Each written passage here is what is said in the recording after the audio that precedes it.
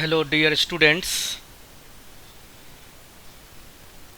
कैसे हैं आप लोग।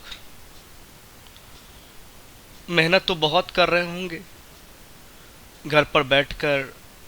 जो कुछ वीडियो लेक्चर्स जा रहा है उसे देखना और उसका नोट्स तैयार करना, ये आसान काम नहीं है जो इस वक्त आप बहुत अच्छे तरीके से कर रहे होंगे। और बहुत से ऐसे भी स्टूडेंट्स होंगे जो सीरियसली अभी तक लेना शुरू नहीं किए हैं। इसमें तेरा है घाटा, मेरा कुछ नहीं जाता। भाई, इस लेक्चर में हम लोग कुछ एच.सी. वर्मा के इम्पोर्टेंट प्रॉब्लम्स का डिस्कशन करने वाले हैं। फटाफट आप क्वेश्चन देखना, नोट करना शुरू कीजिए। H C. Verma, page 121, question number 22। इस टॉपिक का एच.सी. वर्मा का सबसे अच्छा क्वेश्चन जो मुझे लगता है वो है 22, जो इस वक्त हम डिस्कस करने जा रहे हैं। बहुत पेशेंसली आपको देखना है। इस सॉल्यूशन का जो टाइम है उसे मत देखिएगा, नहीं तो इस क्वेश्चन की क्वालिटी खराब हो जाएगा। क्वेश्चन सुनिए। टू आइडेंटिकल बॉल्स,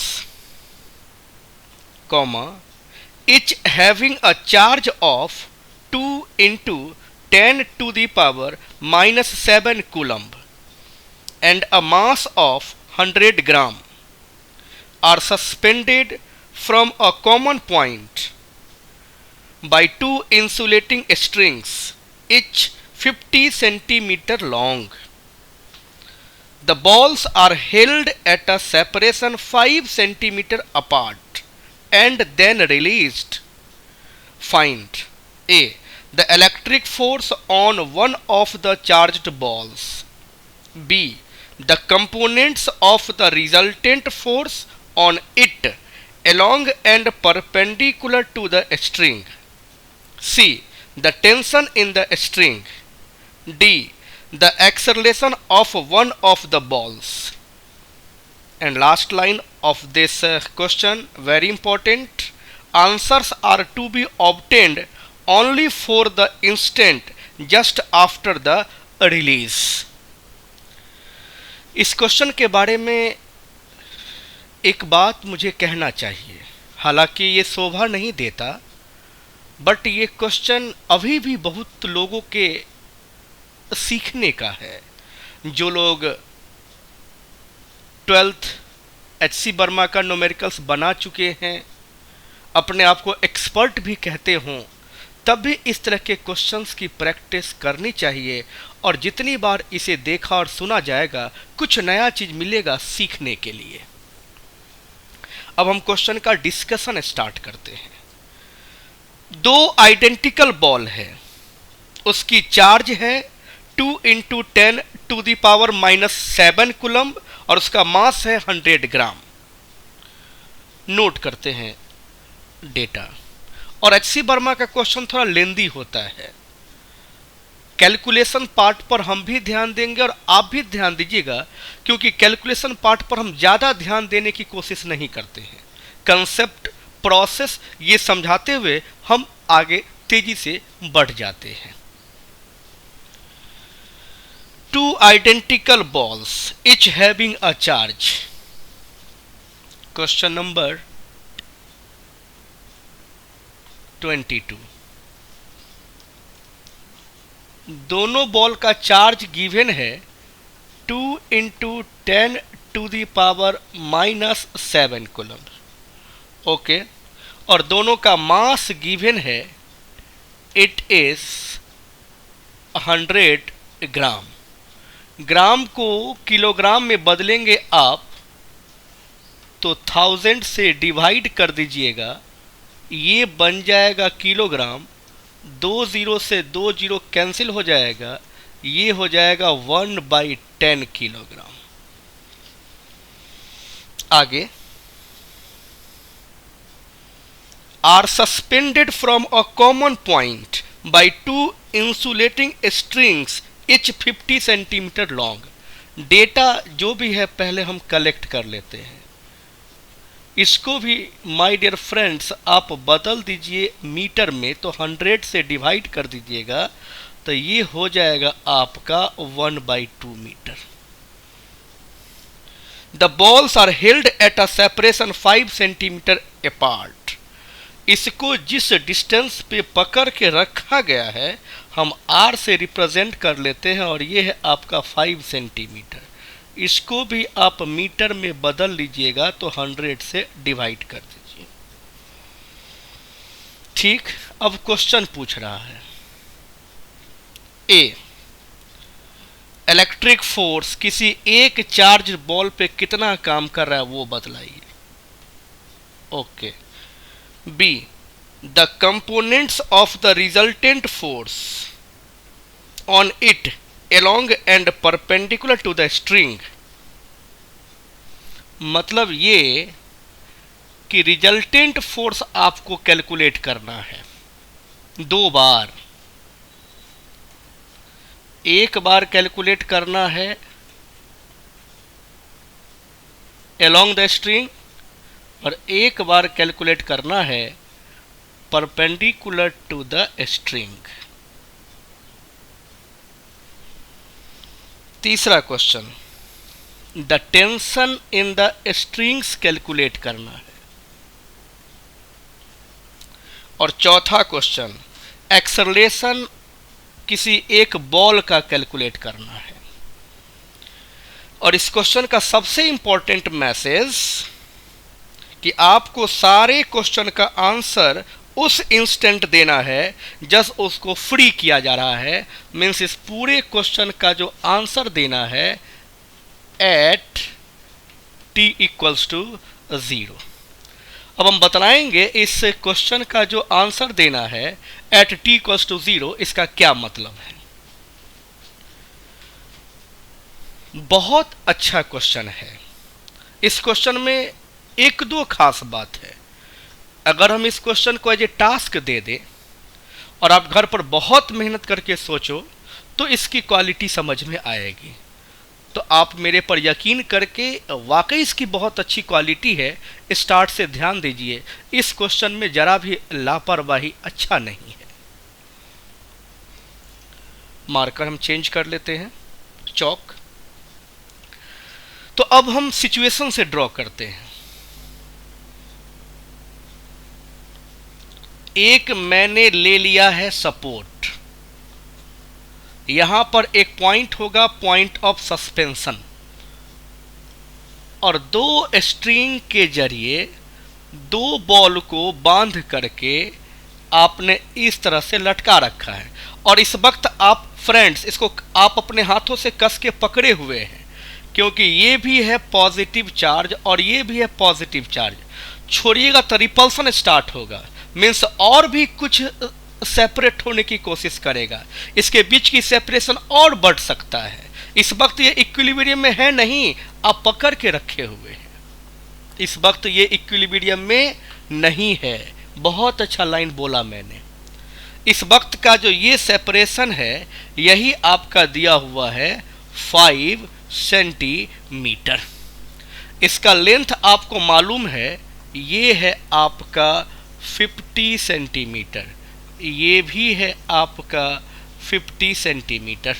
तो एक पॉइंट है, पॉइंट ऑफ सस्पेंशन, वहां से 2 स्ट्रिंग आपने लिया इक्वल लेंथ का 50 सेंटीमीटर का। ये 2 बॉल है, दोनों का मास इक्वल है, दोनों का चार्ज इक्वल है। इस वक्त इसको आपने पकड़ के रखा है, इक्विलिब्रियम में फोर्सेस के वजह से नहीं है। इसके बीच का सेपरेशन 5 सेंटीमीटर है। चूंकि यह दोनों सेम नेचर के हैं, इसलिए जैसे ही छोड़िएगा तो यह अपने से और दूर होने की कोशिश करेंगे और अपने फोर्सेस के वजह से इक्विलिब्रियम को अचीव कर लेंगे। तो यहां से क्वेश्चन हमारा स्टार्ट होता है। कहता है कि भाई इस किसी एक चार्ज पे फोर्स कितना काम कर रहा है वो बतलाइए। सबसे इंपॉर्टेंट क्वेश्चन है बी, आप रिजल्टेंट फोर्स बतलाइए along the string and just perpendicular to the string. ये है आपका along द स्ट्रिंग, ये डायरेक्शन आपका along द स्ट्रिंग है, ये डायरेक्शन आपका along द स्ट्रिंग है। और एक लाइन अपने मन से खींच दीजिए, किसी एक बॉल पे काम कीजिए, दोनों पर तो एक ही बात होगी।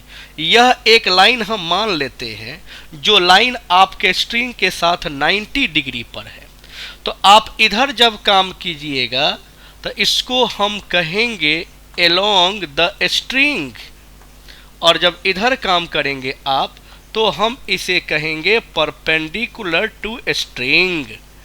आपसे जो क्वेश्चन बी पूछा है वह रिजल्टेंट फोर्स कितना होगा स्ट्रिंग के डायरेक्शन में और स्ट्रिंग के परपेंडिकुलर डायरेक्शन में, फिर टेंशन निकालना और एक्सेलरेशन निकालना। इस फिगर को आप समझ गए, आगे बढ़ते हैं।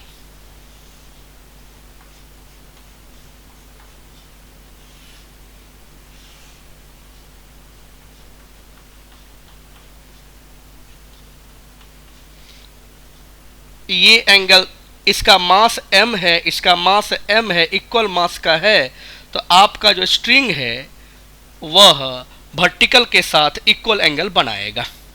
इस थीटा को यहां से डिफाइन कर लेते हैं। ये टोटल है 5 सेंटीमीटर, तो ये हो जाएगा 5 बाई 2 सेंटीमीटर, ये हो जाएगा 5 बाई 2 सेंटीमीटर, और ये ऑलरेडी आपका गिवन है 50 सेंटीमीटर। तो यहाँ से आप थीटा कैलकुलेट कीजिए। साइन थीटा कैलकुलेट करना आपके लिए आसान है। Sine theta equals to P upon H. Theta के सामने वाला पी हो गया कितना, 5/2, और ये हो गया आपका एच कितना, 50। 5 कैंसिल कीजिए, 10 इंटू 2 20, मतलब साइन थीटा की वैल्यू हो गई 1/20।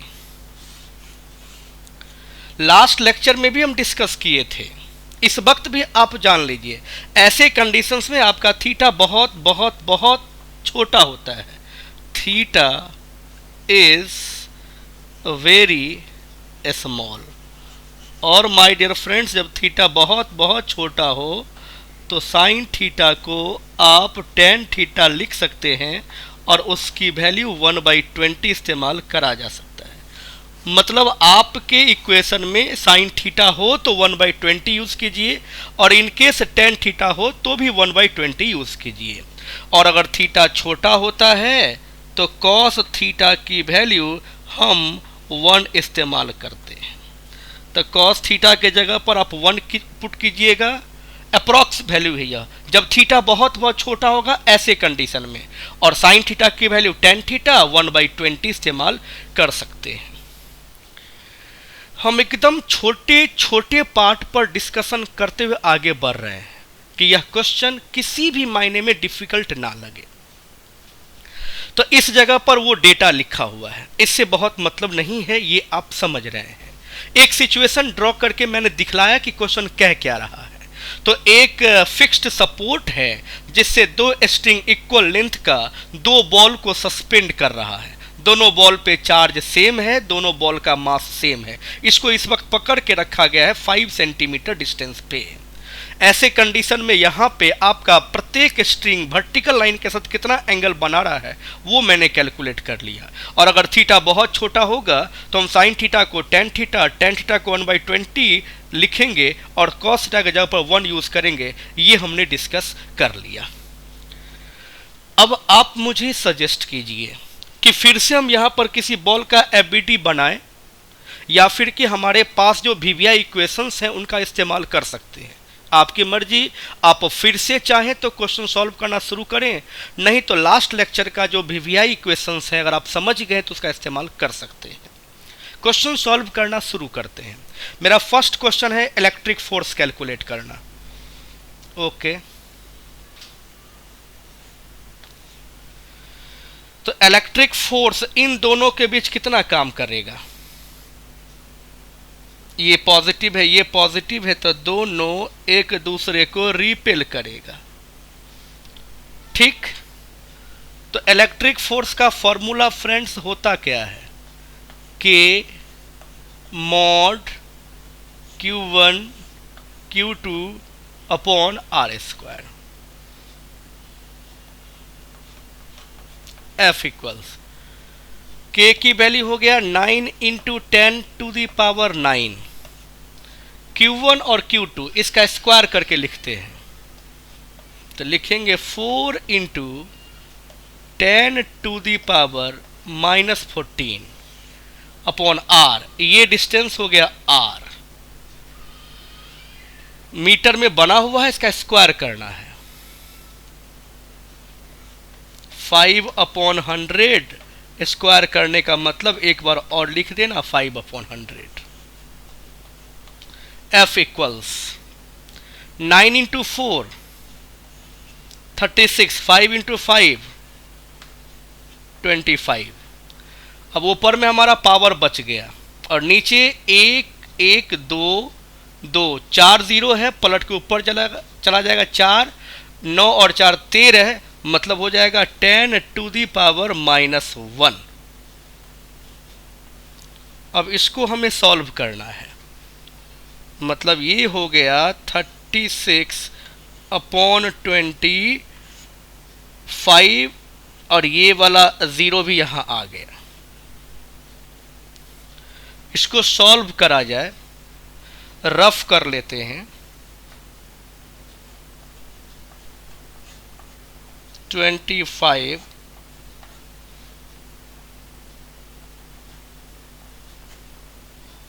1.44 0.144 न्यूटन आपको इतना रिजल्ट मिलना चाहिए। यह मेरा फ्रेंड्स एक आंसर हो गया। हम अभी आंसर पहले कंफर्म करेंगे। क्वेश्चन नंबर 22 और 0.144। ओके, तो किसी एक चार्ज बॉल पे दूसरे के वजह से इलेक्ट्रिक फोर्स कितना काम कर रहा था वो कैलकुलेट कर चुके हैं। यह भी हमारा एक इंपॉर्टेंट डेटा हो गया। सिंपल क्वेश्चन था। अब आप जो इंपॉर्टेंट पोर्शन है बी ए के बाद उस पर ध्यान दीजिए। कह रहा है कि यहां पर जितने भी फोर्सेस काम कर रहे हैं सारे फोर्सेस का कंपोनेंट लेके चलिए स्ट्रिंग के अलोंग और स्ट्रिंग के परपेंडिकुलर, और बतलाइए कि इस जगह पर जितने भी फोर्सेस काम कर रहे हैं उन सारे फोर्सेस का जो नेट कंपोनेंट होगा, नेट वैल्यू होगा अलोंग द स्ट्रिंग, वो कितना होगा, और परपेंडिकुलर टू द स्ट्रिंग वो कितना होगा। बस यही एक इंपॉर्टेंट है इस क्वेश्चन का। यहां मिटाते हैं।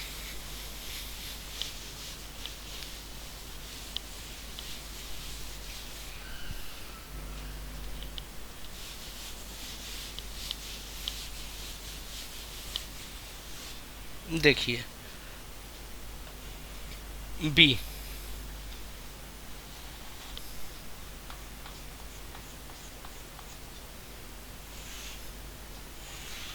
ये सब प्रॉब्लम जब आप नोटबुक में तैयार कर रहे होंगे तो जितनी बार फिगर बनाने की आवश्यकता पड़े, जितनी बार अपने बातों को क्लियर करने की जरूरत हो, आप करेंगे। देखिए अब थोड़ा सा एबीटी बनाना होगा। इसी जगह पर देखिए एक फोर्स आपके स्ट्रिंग में काम कर रहा होगा, उसको हम टेंशन कहते हैं। फिक्स्ड पॉइंट के अलोंग काम करता है, या this is fixed point, also called point of suspension. नीचे एक फोर्स काम कर रहा होगा, कौन, ग्रेविटी, वेट भी कहते हैं। और आपने देखा अभी इसके वजह से एक इलेक्ट्रिक फोर्स काम कर रहा होगा, दिस एफ। इस तीन फोर्स के प्रेजेंस में आप अपने चार्ज्ड बॉल का स्टडी कर रहे हैं। हमें अलोंग द स्ट्रिंग सारे फोर्सेस को लेके आना है। मींस हमें जो अपने फोर्सेस को यूज करना है इस डायरेक्शन में, यानी उसके कंपोनेंट्स की बात करनी है। तो फ्रेंड्स इस डायरेक्शन में एक फोर्स टेंशन तो पहले ही काम कर रहा है। ये एंगल आप थीटा डिसाइड करके रखे हुए हैं। तो अगर हम एक और वर्टिकल लाइन खींच दें, और चूंकि यह दोनों लाइन पैरेलल है तो ये भी आपका हो जाएगा थीटा। हमें इस डायरेक्शन में सारे फोर्सेस को लेके जाना है। इस डायरेक्शन में। आगे थोड़ा इसको बढ़ा लें, ये थीटा है तो फ्रेंड्स ये क्या हो जाएगा, थीटा। और यह एक डायरेक्शन हो गया जो हो गया परपेंडिकुलर टू स्ट्रिंग। तो हमें resultant force perpendicular to string भी कैलकुलेट करना है और अलोंग द स्ट्रिंग भी करना है। ये है आपका, हम इससे पहले भी लिख चुके हैं, इस वक्त सॉल्व कर रहे हैं तो लिखना ज़रूरी है। ये है अलोंग द स्ट्रिंग। तो टेंशन का तो कंपोनेंट फाइंड करने की ज़रूरत है ही नहीं, tension already along the string है ही। अब mg का दो कंपोनेंट चाहिए, एक इधर चाहिए एक इधर चाहिए।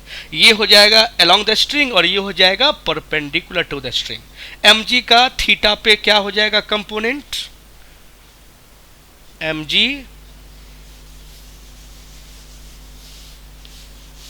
cos theta.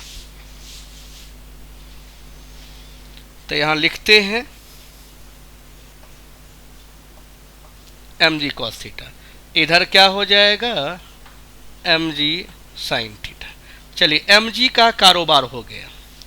अब फोर्स, ये और ये लाइन एक दूसरे के परपेंडिकुलर है, ये थीटा है तो ये हो जाएगा 90 डिग्री माइनस थीटा। अब ये लाइन और ये लाइन परपेंडिकुलर है तो फिर ये हो जाएगा आपका थीटा। तो f का एक कंपोनेंट ये हो जाएगा, it is f cos theta, और इसका एक कंपोनेंट ये हो जाएगा, it is f sin theta. मतलब आपके इस फोर्स का कारोबार भी हो गया। अब इससे भी हमें कोई लेना देना नहीं है। आइए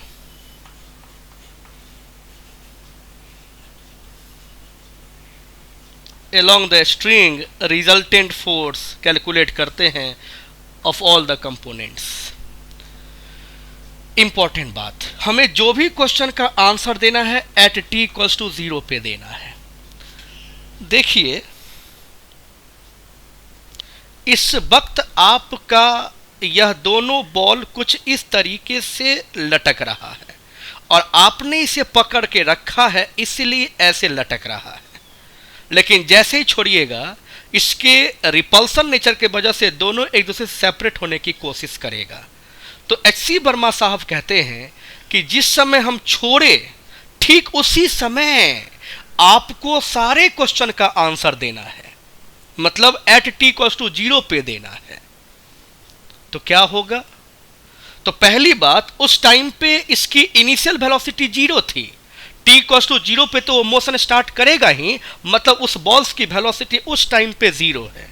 eight t equals to 0 velocity equals to 0।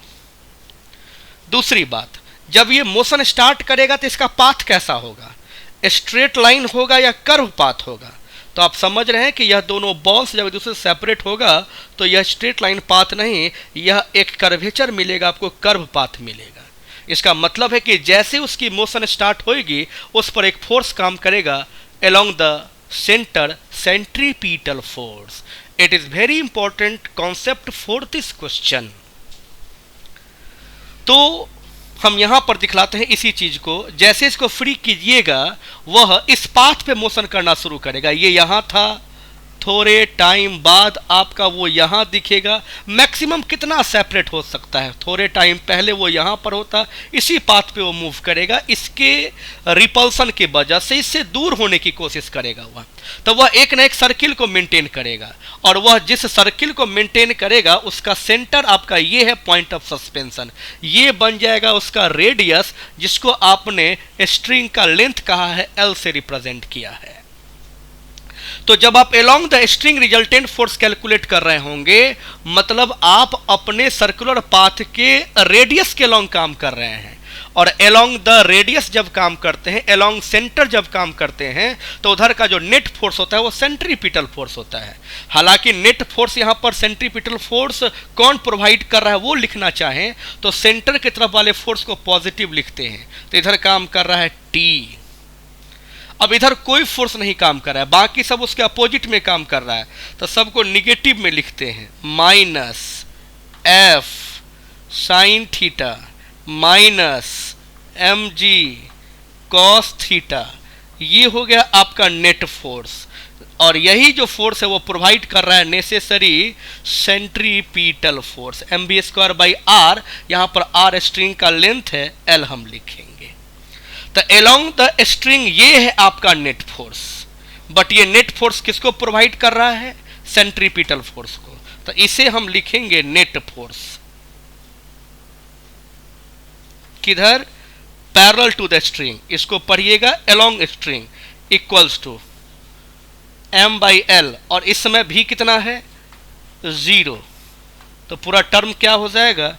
0। My dear friends, आपके t इक्वल्स टू 0 पे अलोंग द स्ट्रिंग जो रिजल्टेंट फोर्स काम कर रहा है, सारे कंपोनेंट्स का जो रिजल्टेंट काम कर रहा है वह 0 काम कर रहा है। हम इसी का यूज करके टेंशन भी कैलकुलेट कर सकते हैं जो आगे डिमांड किया जा रहा है, बट अभी हमें एक और काम करना है, परपेंडिकुलर टू स्ट्रिंग।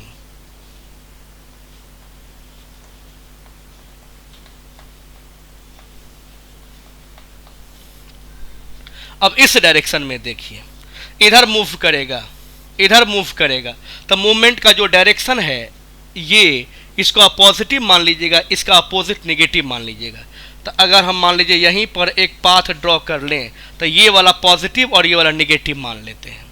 तो परपेंडिकुलर टू स्ट्रिंग की बात करेंगे तो ये वाला फोर्स पहले लिखते हैं, कितना? F cos theta. इस डायरेक्शन में और कोई फोर्स नहीं काम कर रहा है, इधर काम कर रहा है -mg साइन थीटा। और टेंशन को जब हम लाएंगे परपेंडिकुलर टू स्ट्रिंग तो उसका कंपोनेंट तो 0 ही हो जाएगा और कोई फोर्स बचा ही नहीं। तो यही हो गया आपका net force perpendicular to string. अब आपको ये फोर्स सॉल्व करना होगा। तो F आप कैलकुलेट कर चुके हैं, कितना याद कीजिए? 0.144। कॉस थीटा का वैल्यू अप्रॉक्स 1 हम लोग कैलकुलेट कर चुके हैं, माइनस मास 1/10। जी का वैल्यू आपको लेना होगा फ्रेंड 9.8, और साइन थीटा की कितनी वैल्यू? Sign theta 1/20।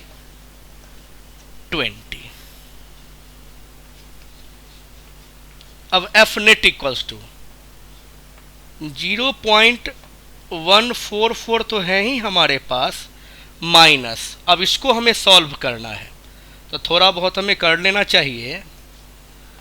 9.8 अपॉन 200। अब क्या सॉल्व करें? इसे सॉल्व करके आपको चेक कर लेना चाहिए। 0.144 माइनस, इसको हम करते हैं ऐसा, 98 लिखते हैं, इसका डेसिमल भी नीचे डाल देते हैं और इसका डेसिमल भी नीचे डाल देंगे तो एक और 0 आ जाएगा। 2 इंटू 1000 लिखने में कोई प्रॉब्लम नहीं है। 0.144 ये तो हो जाएगा 49 अब बाई 1000। तो ये हो गया मेरे लिए आसान, आपके लिए भी आसान ही होगा। 0.049 इसको आप लिख सकते हैं। अब 0.144 माइनस 0.049, इसको माइनस करके क्या मिलेगा वो मेरा आंसर ही होना चाहिए डेफिनेटली। तो 22 का भी 0.095 न्यूटन।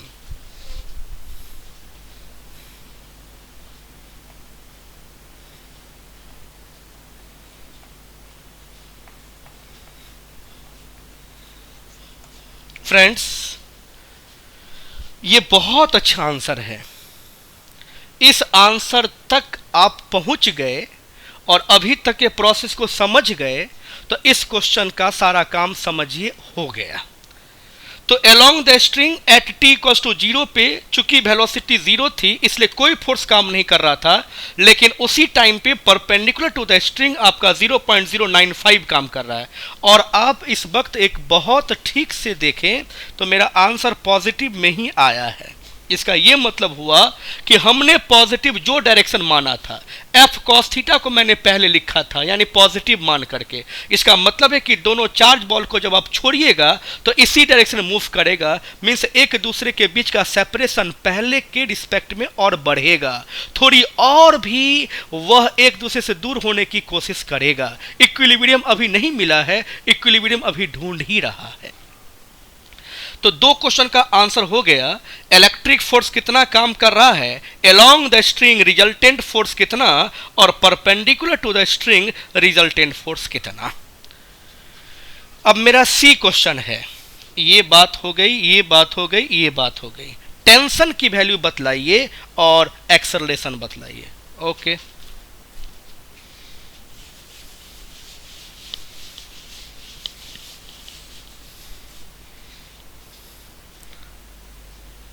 सी टेंशन के लिए आपको अलोंग द स्ट्रिंग जो इक्वेशन लिखे थे वो याद कीजिए। क्या लिखे थे अलोंग द स्ट्रिंग? उधर था T minus M G cos theta minus F sine theta बराबर 0, सेंट्रीपिटल फोर्स था 0। तो यहां से आप टेंशन निकालिएगा तो हो जाएगा M G cos theta plus F sine theta. M का वैल्यू 1/10, जी का value 9.8, cos theta 1, force 0.144, sine theta 1/20। Friends ये तो हो जाएगा 0.98, और इसको आप लिखेंगे 144/2 और 1 2 3 4 को 0 लिख लीजिए। इस डेसिमल को हटाइएगा तो 3 0 और 1 0 इसका। कैलकुलेशन थोड़ी आसानी से हो जाए, ये 72 और 1 2 3 4 लड्डू 0.98 और ये हो जाएगा 0.0072, 1 2 3 4 1 2 3 4, बस ऐड कर दीजिए तो ये कितना हो जाएगा 0.9872 न्यूटन। ये आंसर हुआ। टेंशन का आंसर भी देख लिया जाए। टेंशन 0.986 न्यूटन, तो 0.986 है। डेसिमल के थर्ड डिजिट में आपको एक माइन्यूट सा डिफरेंस दिख रहा है, तो ये हमारे थीटा के वजह से होता है जो अप्रॉक्स लेते हैं। करेक्ट ही है यह। D question, acceleration. तो भाई अलोंग द स्ट्रिंग तो नेट फोर्स 0 था, तो अलोंग द स्ट्रिंग तो एक्सेलरेशन होगा ही नहीं। परपेंडिकुलर टू द स्ट्रिंग आपका फोर्स मिला था दिस, तो एक्सेलरेशन इसी फोर्स के वजह से होगा। तो फोर्स परपेंडिकुलर यूज करेंगे आप, तो एक्सेलरेशन भी परपेंडिकुलर ही होगा। तो परपेंडिकुलर एक्सेलरेशन कितना हो जाएगा, force upon mass. Force 0.095 upon mass 1/10, 10 पलट के ऊपर चला जाएगा। तो आपका एक्सेलरेशन जो परपेंडिकुलर है एक डेसिमल और शिफ्ट कर जाएगा, 0.95 मीटर पर सेकेंड स्क्वायर आपका ये आंसर हो जाएगा। बस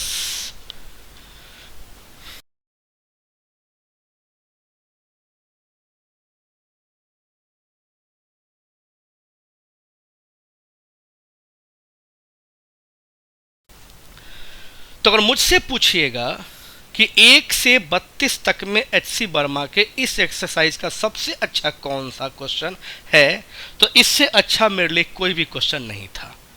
डिस्कस कर दिए हैं, चूंकि वीडियो लेक्चर में हम समझाए हैं, इसलिए आपके पास मौका है इन चीज़ों को जहां प्रॉब्लम हो बार बार आप रिवाइंड करके देख सकते हैं और क्वेश्चन को आप भी बहुत बेहतर कर सकते हैं। 22 फिनिश हुआ, 23 आइए।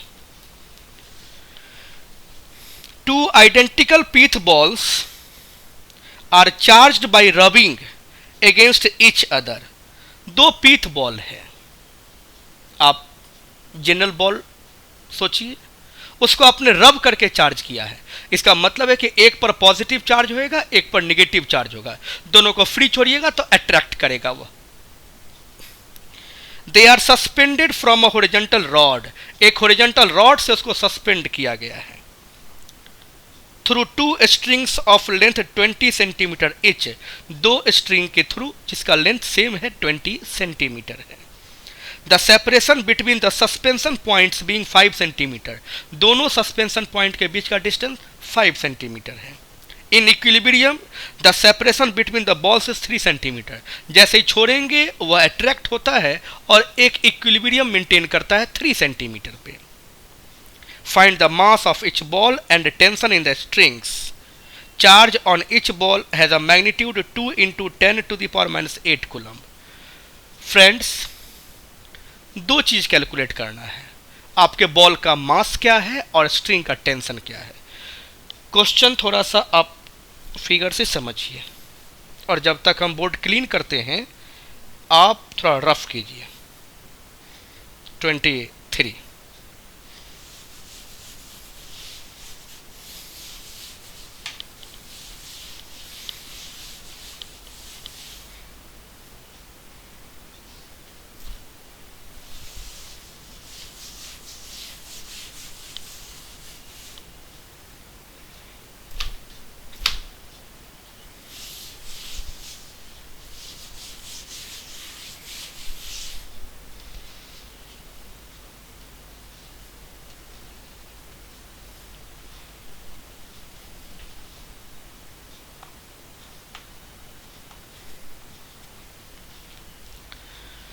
फ्रेंड्स, पहले डेटा ले लेते हैं। हमारे पास जो चार्ज दिया हुआ है प्रत्येक बॉल का वह 2 into 10 to the power minus 8 coulomb दिया हुआ है। उसके बाद एक डिस्टेंस को हम r मान लेते हैं 3 सेंटीमीटर, एक डिस्टेंस को x मान लेते हैं 5 सेंटीमीटर। फिगर में दिखलाएंगे आपको। यह स्ट्रिंग का लेंथ मान लेते हैं 20 सेंटीमीटर। बॉल का मास कैलकुलेट करना है और स्ट्रिंग का टेंशन कैलकुलेट करना है। फ्रेंड्स, इसको आप सिचुएशन में देखिए। ये सपोर्ट है, एक सस्पेंशन पॉइंट यहां है S1 और एक सस्पेंशन पॉइंट यहां है S2। S1 और S2 के बीच का जो डिस्टेंस है ये है आपका X, जिसको मैंने कहा है 5 सेंटीमीटर। यहाँ एक बॉल है और यहाँ एक बॉल है, दोनों को रब करके चार्ज करा गया है, मतलब ये पॉजिटिव होगा ये निगेटिव होगा। कह रहा है कि इस बॉल का चार्ज Q है मतलब इतना है 2 into 10 to the power minus 8 coulomb. इस बॉल का मास जितना होगा इस बॉल का मास भी उतना ही है, और ये कितना है ये कैलकुलेट करना है, और स्ट्रिंग में जो टेंशन डेवलप होगा वो कैलकुलेट करना है। जब आप इसको फ्री छोड़ते हैं तो यह एक दूसरे को अट्रैक्ट करता है और 3 सेंटीमीटर के डिस्टेंस पे आके वो ठहर जाता है पूरा का पूरा सिस्टम।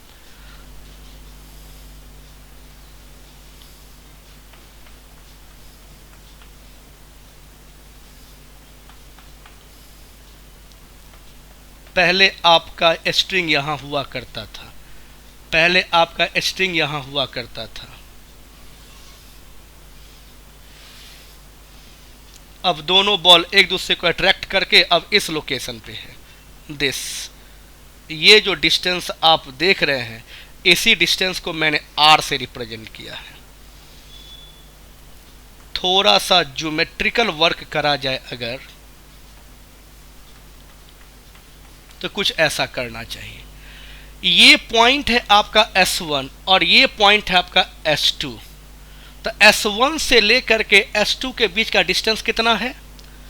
Total 5 centimetre. बॉल आपका A यहाँ है और B यहाँ है। यही बॉल था आपका AB जो पहले यहाँ हुआ करता था तब जब आप इसे पकड़ के रखे थे। तो इस वक्त A और B के बीच का डिस्टेंस कितना है?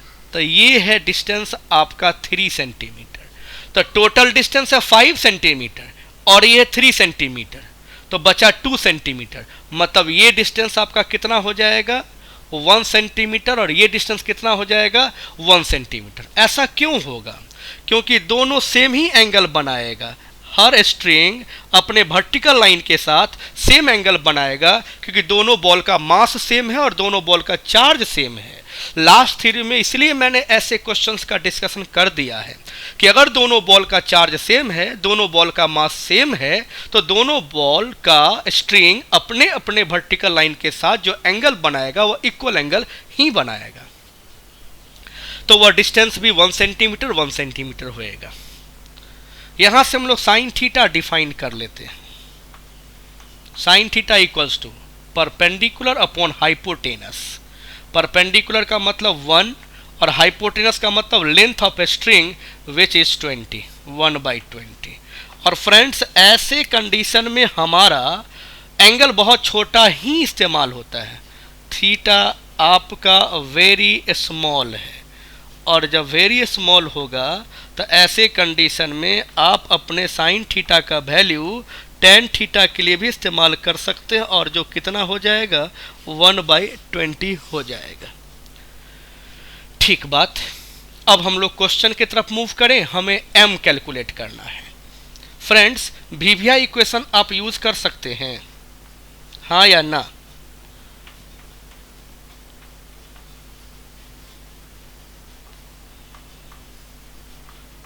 वीविया इक्वेशन क्या था? F बराबर mg टेन थीटा। याद होगा आपको। आप लेमिस थ्योरम का यूज करके या कंपोनेंट का यूज करके चेक कर सकते हैं। फोर्स काम करेगा, फोर्स काम करेगा, टेंशन काम करेगा। हम एक एबीडी बना के दिखा भी देते हैं। ये बॉल एक एबीडी बनाते हैं। अट्रैक्टिव फोर्स काम करेगा, तो फोर्स इधर काम करेगा, टेंशन इधर काम करेगा, और ग्रेविटी इधर काम करेगा। भाई, आपने वर्टिकल लाइन के साथ ये थीटा तो मान ही लिया है, तो ये हो जाएगा आपका टी कॉस थीटा, और इधर हो जाएगा आपका टी साइन थीटा। तो जरा सा देखिए तो F बराबर क्या लिख सकते हैं? T sine theta. और फिर mg बराबर क्या लिख सकते हैं? T cos theta. और दोनों को जब डिवाइड कीजिएगा तो क्या मिल जाएगा? T T cancel, F upon mg equals to sine theta by cos theta tan theta. तो F बराबर क्रॉस मल्टीप्लाई करके क्या लिख सकते हैं आप? mg into tan theta. हमने इस वक्त यहाँ पर यही लिखा है, F equals to mg into tan theta. तो या तो इन सब बातों को आप वीविया इक्वेशन के रूप में याद रखिए, या कंपोनेंट का यूज करके आप इमीडिएट रिलेट कर लीजिए, या लेमिस थ्योरम का भी यूज करके आप इस रिजल्ट तक पहुंच सकते हैं। अब हमें यहां से मास कैलकुलेट करना है, तो F के जगह पर क्या पुट कीजिएगा? K, दोनों पर charge same, Q square upon ये वाला डिस्टेंस यूज कीजिएगा आप, R स्क्वायर इक्वल्स मास तो मुझे कैलकुलेट करना ही है। एक्यूरेट आंसर के लिए G का वैल्यू 9.8 रखिए, और sine theta equals to tan theta equals to 1/20। अब हम केवल डेटा पुट करते हैं।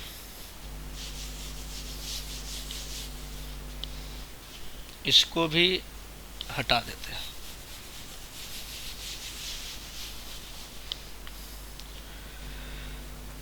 9 इंटू 10⁹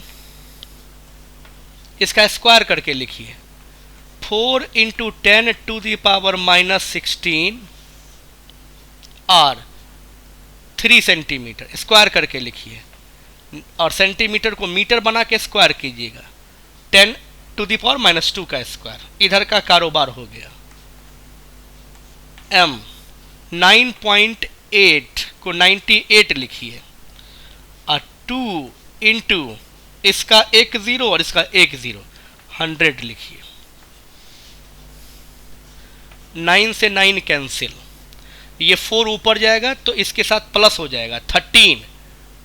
4 ऊपर एक बचा हुआ है और ये 13 हो गया, तो ये हो जाएगा 10⁻³ इक्वल्स, ये हो जाएगा 49 98/2 और अपॉन 10⁻²। ये 2 से इसको मल्टीप्लाई कर दीजिएगा तो 4 इंटू 10⁻⁻1 बचेगा, और ये 49 m बचेगा। तो m इक्वल्स टू 4 इंटू 10⁻⁻1/49, मतलब 4/490 आप लिख सकते हैं। कितना हो जाएगा ये मास? क्वेश्चन नंबर 23, 8.2 ग्राम।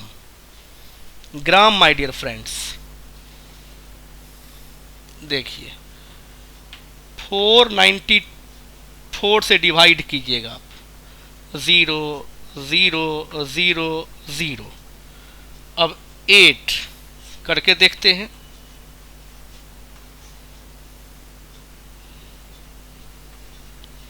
3920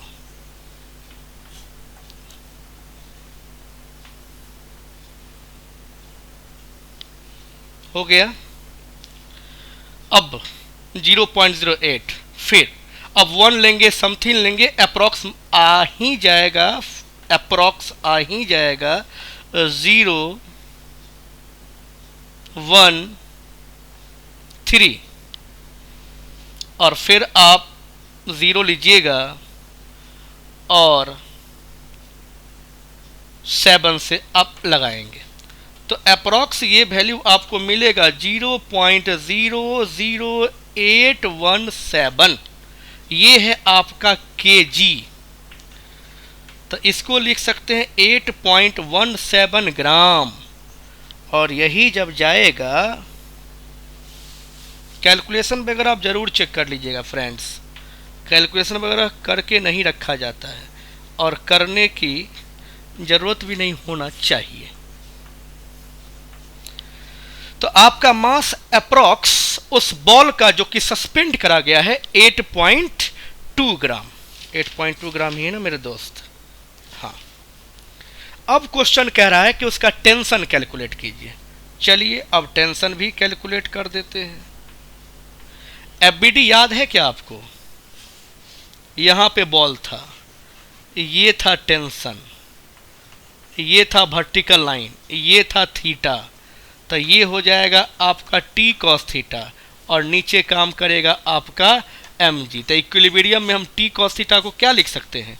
एम जी। तो now T cos theta equals to M G. इधर भी काम कर रहा है टी साइन थीटा, इधर काम कर रहा है एफ। इस वक्त इससे हमें कोई लेना देना नहीं है। टी कॉस थीटा तो अप्रोक्सीमेटली 1, जब थीटा बहुत बहुत छोटा होता है, थीटा अगर आपका काफ़ी काफ़ी काफ़ी छोटा है तो कॉस थीटा को हम 1 लिखते हैं।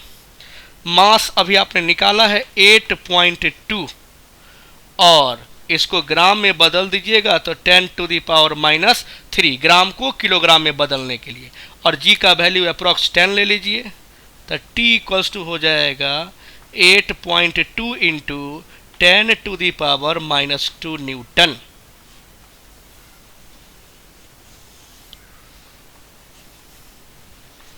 आंसर हुआ 8.2 इंटू 10⁻² न्यूटन। ओके, फ्रेंड्स, मुझे इस बात का भी थोड़ा डर लगता है कि आप में से कई ऐसे लोग हों जो इन सब क्लासेस को लेंदी या नॉन इंटरेस्टिंग ना समझने लगे, क्योंकि फ्रेंड्स इन सब की ज़रूरत है। एक बार आपको ये सब ठीक से सुनना है, समझना है, प्रैक्टिस करना है। ये काम अगर ठीक से हो गया तो फिजिक्स में आगे आप किसी भी क्वेश्चन का सामना बहुत हिम्मत के साथ कर सकते हैं। फिर आपको डर नहीं लगेगा और आपके मन में ये नहीं होगा कि हम उस क्वेश्चन को कैसे सोचें, कैसे अटेम्प्ट लें। इसलिए अभी मेरा कहना मानिएगा और प्रैक्टिस कीजिएगा। आइए एस सी वर्मा का नेक्स्ट क्वेश्चन लिखिए 24। अभी एस सी वर्मा का 3 क्वेश्चन बताएंगे, 2 हो चुका, एक और। 2 small spheres each having a mass of 20 gram are suspended from a common point by 2 insulating strings of length 40 centimeter each. The spheres are identically charged and the separation between the balls at equilibrium is found to be 4 centimeter. Find the charge on each sphere. Question सुनिए। 2 small sphere लेना है, प्रत्येक का मास 20 ग्राम है और एक common point से 2 string के थ्रू सस्पेंड किया गया है। प्रत्येक स्ट्रिंग का लेंथ 40 सेंटीमीटर है, दोनों पर चार्ज इक्वल है और सेपरेशन में दोनों बॉल के बीच का डिस्टेंस 4 सेंटीमीटर है। तो प्रत्येक बॉल का चार्ज क्या है ये कैलकुलेट करना है। जब तक मिटाते हैं आप एक बार रफ करके देखिए।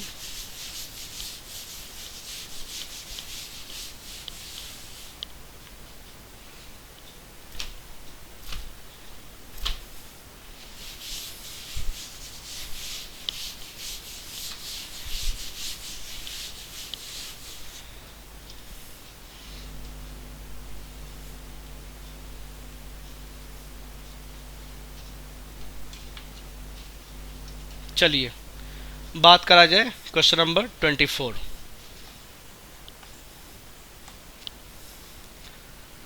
डेटा पहले सब लिख लेते हैं।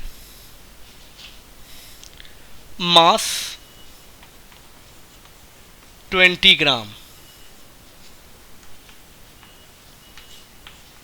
20/1000 किलोग्राम। स्ट्रिंग का लेंथ 40 सेंटीमीटर। यूज़ करना होगा मीटर में, बदल के रख लेते हैं। ठीक है, दोनों का चार्ज सेम है और इक्विलिब्रियम में उसके बीच का जो सेपरेशन है वो है 4 सेंटीमीटर, 4/100 मीटर। और कह रहा है कि उस बॉल पे चार्ज कितना होगा ये कैलकुलेट करिए।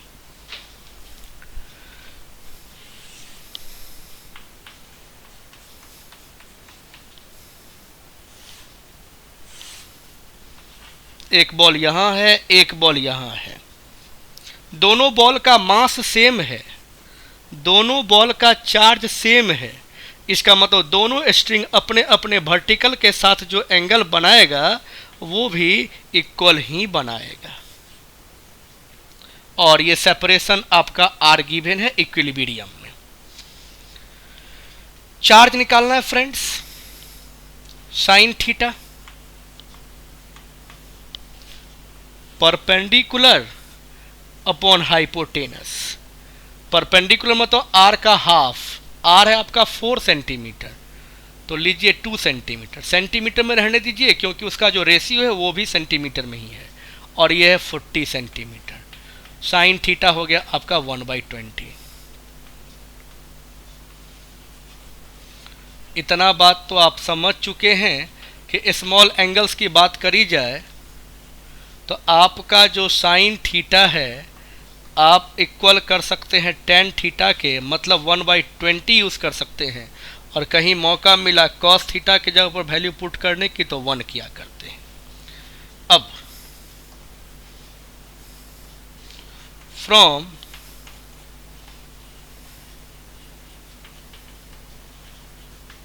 VVI equation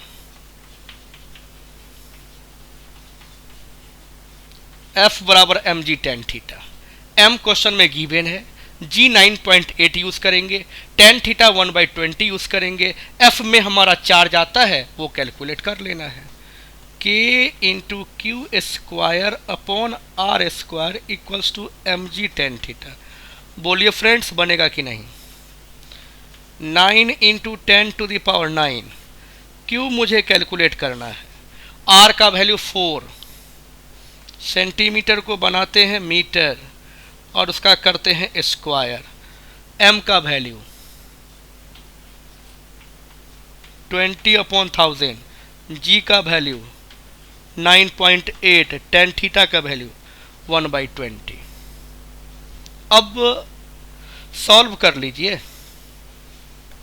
9 into 10⁹ Q square upon 16 into 10⁻⁻4, 20 है ई भी, 20 है ये भी, तो ये 98 बना दीजिए इसको, और ये हो जाएगा 3010 10⁻4 कर दीजिए। अब 9 इंटू 10⁹ और 4, 13 into Q square equals 16 into 98 into 10⁻⁻4, Q square equals 16 into 19 into 10⁻⁻4 by 9 into 10⁻13, Q square equals 16 into 98 upon 9। Friends ये 13 है, ऊपर जाएगा -13, -4, -17। अब फ्रेंड्स हम कहते हैं थोड़ा आप सॉल्व कर लीजिए। सॉल्व करके आप रिजल्ट क्या होगा हम लिख देते हैं, आप जरूर चेक कीजिए। ये था क्वेश्चन नंबर 24। 4.17 इंटू 10⁻⁻8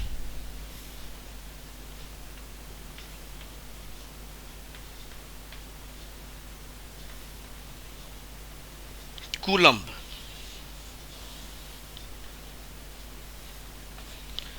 ये हमारे चार्ज की वैल्यू हो जाएगा। तो हमें समझ में आ गया फ्रेंड्स। अभी जो हमें 2-3 अच्छा क्वेश्चन लगा और आदित्य आनंद जी के द्वारा ये क्वेश्चन पूछा गया था, इसमें कुछ उनसे बन गया था, कुछ में डाउट था, तो मैंने तीनों क्वेश्चन को पूरा पूरा बतला दिया।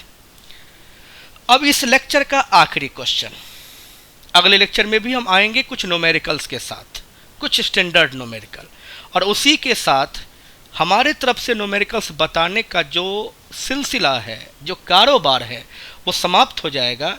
और आप अपने तरह से पूछना शुरू कीजिए। DPP 1, 2, 3 का कोई क्वेश्चन, SC वर्मा का कोई क्वेश्चन, और इतना प्रैक्टिस करने के बाद, कॉन्फिडेंस क्रिएट हो जाने के बाद जहाँ तहाँ का क्वेश्चन भी बनाना शुरू कर सकते हैं। उछलना नहीं है, ये पूरा हुआ नहीं फिर किसी अगले पर चले गए। सिस्टमैटिक, पहले DPP, फिर SC वर्मा, फिर आपकी मर्जी। तो आइए, एक नीट का क्वेश्चन है, आप लिखिए। 2013 में ये क्वेश्चन नीट में पूछा है। क्वेश्चन लिखिए। 2 pith balls, TWO2 PITH, pith BALLS, 2 pith balls carrying equal charges are suspended from a common point by strings of equal length. The equilibrium separation between them is R. Now the strings are rigidly clamped at half the height. The equilibrium separation between the balls now become. Question को आप एक बार और मिलाइए। Question को figure से समझाना होगा, जो figure question में दिया हुआ था, और 4 ऑप्शन भी थे, जो करेक्ट ऑप्शन है उसका आंसर देना है। 2 pith balls carrying equal charges are suspended from a common point by strings of equal length. The equilibrium separation between them is R. Now the strings are rigidly clamped at half the height. The equilibrium separation between the balls now become. आप question note कर चुके हैं, हम figure बनाएंगे, question समझाएंगे तो बनाते हैं। आप तब तक थिंक कीजिए, हम बोर्ड क्लीन करते हैं। ये एक बड़ा टारगेट है भाई।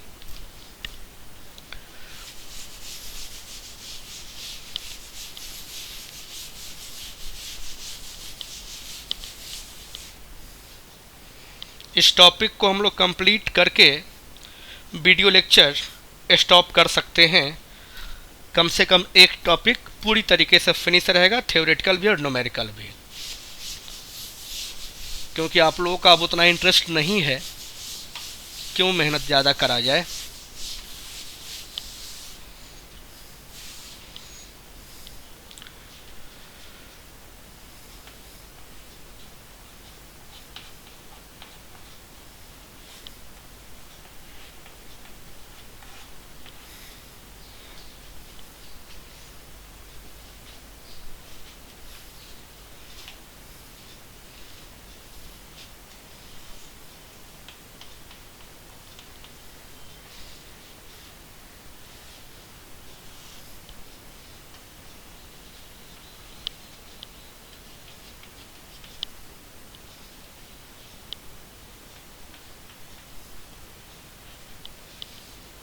हम फिगर जैसा है बना के समझाते हैं।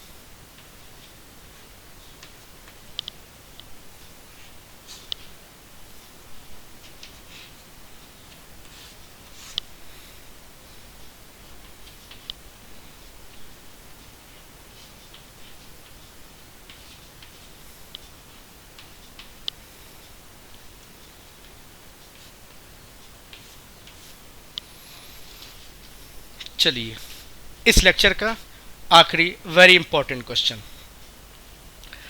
कह रहा है कि दोनों बॉल का मास सेम है और दोनों बॉल का चार्ज सेम है। इसको एक पॉइंट से सस्पेंड किया गया है, जिस दो स्ट्रिंग के थ्रू उस दोनों स्ट्रिंग का लेंथ भी सेम है। जब वो सस्पेंड किया गया, दोनों इक्विलिब्रियम कंडीशन को अचीव कर लिया, उस टाइम पे दोनों बॉल के बीच का डिस्टेंस r और उसका जो वर्टिकल लेंथ है ये y था। क्या हुआ कि इन दोनों बॉल्स को स्ट्रिंग के थ्रू हमें इस पॉइंट से सस्पेंड करना था। इस पॉइंट से सस्पेंड ना करके उस स्ट्रिंग के, इस क्लैंप के, इस रॉड के किसी दूसरे पॉइंट से सस्पेंड कर दिया गया।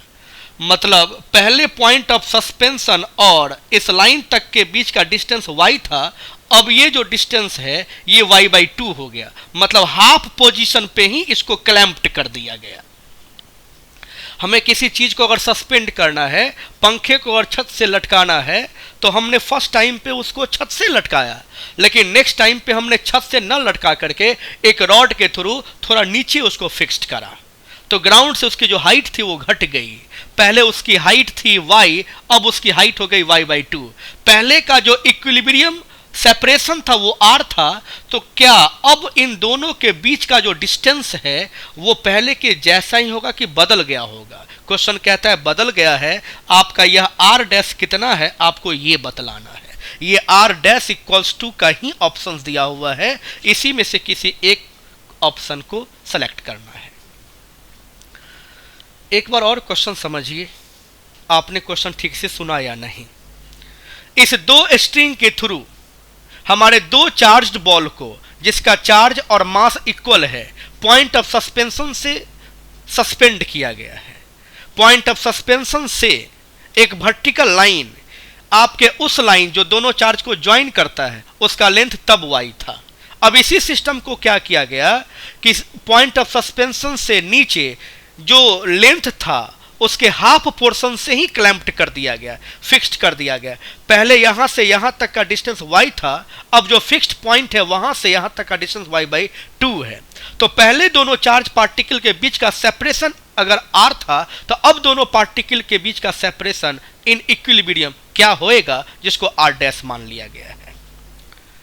क्वेश्चन तो काफी बढ़िया है। नीट में ऐसा क्वेश्चन आप इसे बहुत स्टैंडर्ड क्वेश्चन कह सकते हैं, लेकिन अगर आपको वीवीआई इक्वेशन यूज करना आता है तब आपके लिए इजी क्वेश्चन हो गया।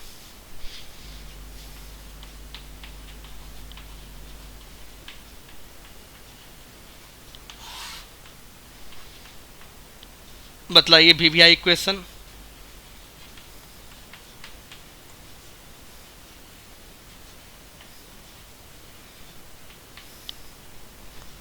क्या है? F equals to mg tan theta. अब इसका यूज दो बार कीजिए, एक बार जब वो पॉइंट S से सस्पेंड किया गया, एक बार जब S' से सस्पेंड किया गया, और दोनों इक्वेशन को आपस से डिवाइड करके r' को आप रिलेट कर सकते हैं।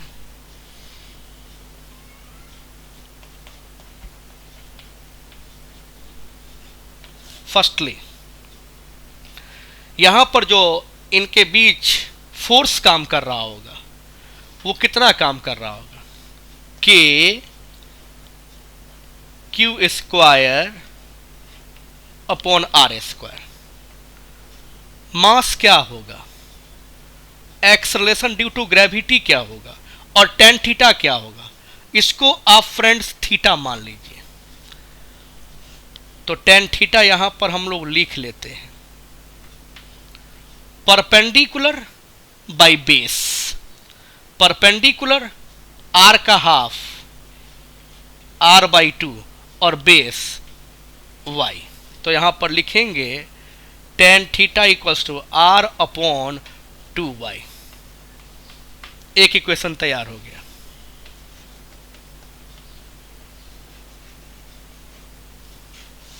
फाइनली इस केस में f क्या हो जाएगा? k तो नहीं बदलेगा, चार्ज भी नहीं बदलेगा, सेपरेशन के बदलने की बात करी जा रही है, तो r' का स्क्वायर कर दीजिए। मास नहीं बदलेगा, एक्सेलरेशन ड्यू टू ग्रेविटी नहीं बदलेगा, तो mg ही रहेगा, लेकिन टेन थीटा बदल जाएगा। अब इसको आप टेन थीटा डैश कह लीजिएगा। तो थीटा डैश क्या हो जाएगा? Perpendicular by base. अब का परपेंडिकुलर r'/2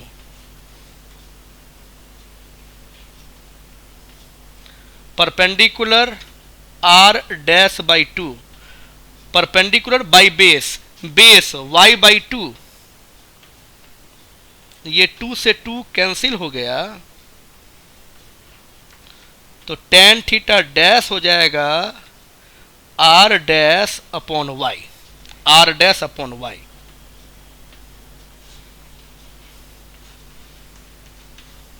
इक्वेशन 2। फ्रेंड्स इस क्वेश्चन का डिस्कशन हो गया। अब इक्वेशन 1 इक्वेशन 2 को डिवाइड करिए, सॉल्व कीजिए, आपको आंसर दिख जाएगा। लिखते हैं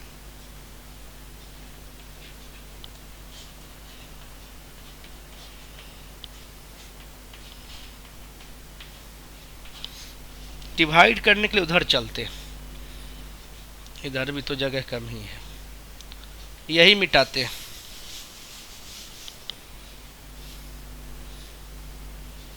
इधर क्या लिखा हुआ था?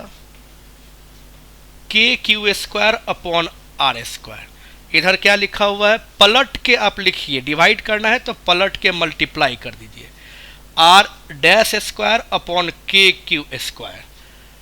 इधर क्या लिखा हुआ था? mg तो था ही, और टेन थीटा के जगह पर था परपेंडिकुलर बाय बेस। हाँ, परपेंडिकुलर हो गया r/2 और बेस हो गया y, इनटू इसको पलट करके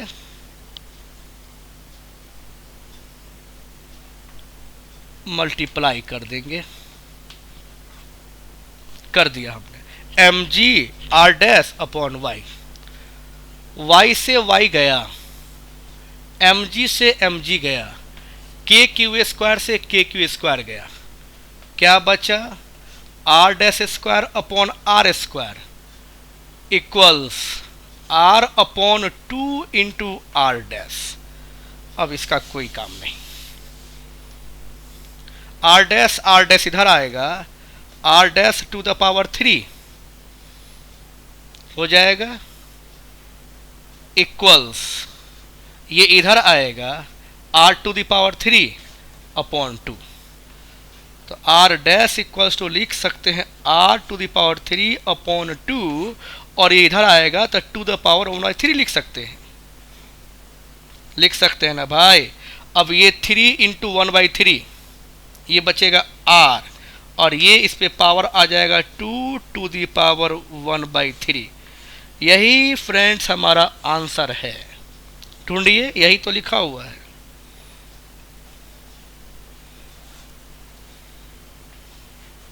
सी को आप ऐसे भी लिख सकते हैं।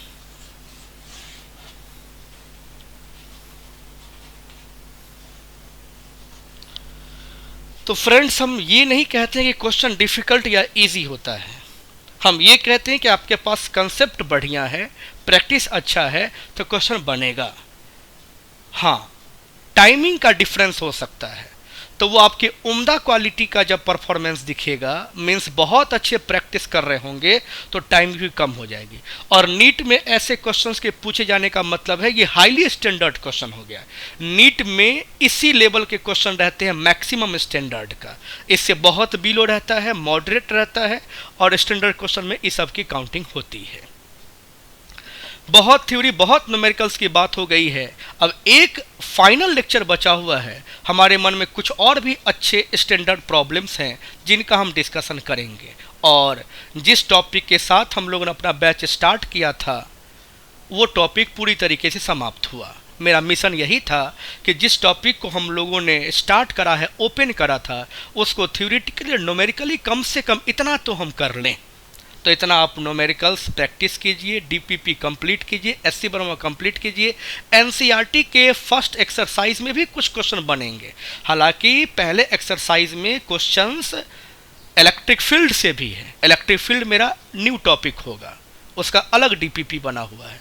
तो इलेक्ट्रिक फील्ड टॉपिक को छोड़कर जो कुछ क्वेश्चंस होंगे वो भी सॉल्व कर सकते हैं। कीजिए, हमसे जहाँ कोई ज़रूरत हो, कोई न्यूमेरिकल पूछना हो, सजेशन लेना हो, आप हमसे डिस्कशन कीजिए और मुझे बतलाइए कि आगे अब आपको क्या करना है। क्योंकि हम देख रहे हैं कि बहुत सारे लोग उस स्पीड में काम नहीं कर पा रहे हैं जिस स्पीड में कोचिंग खुला हुआ रहता, आपको काम करना पड़ता। आपको फ्रेंड्स इस बात को मानना चाहिए कि इस वक्त आप घर में बैठ करके अगर आप तक मेरा लेक्चर पहुंच रहा है तो इससे बड़ी बात क्या होगी। आने का टाइम बच रहा है, जाने का टाइम बच रहा है, बात करने का टाइम बच रहा है, बहुत सारा टाइम बच रहा है। मतलब इस टाइम का जो परफॉर्मेंस है वो काफ़ी बेहतर दिखना चाहिए था। आप वैसे बहुत समझदार हैं। नमस्ते।